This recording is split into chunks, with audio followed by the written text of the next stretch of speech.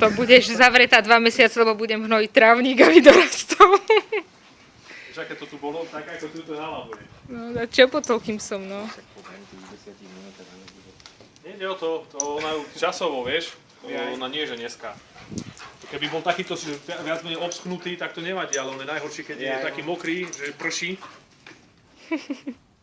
No.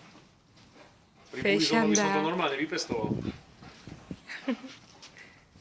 Fejšanda. Do ktorých mesiacov rastú tak ceny? No, veľké plemena rastú tak do tých 10-12 mesiacov treba rátať, potom začnú mohutnieť. Ale radšej pomalšie ako... To ešte bude riadny pes. To ona ešte bude. Ono to potom sa začne od tých 7-8 mesiacov to začne ako pomaličky. Už to bude tak centimeter a pol za 2 mesiace zhruba, ale...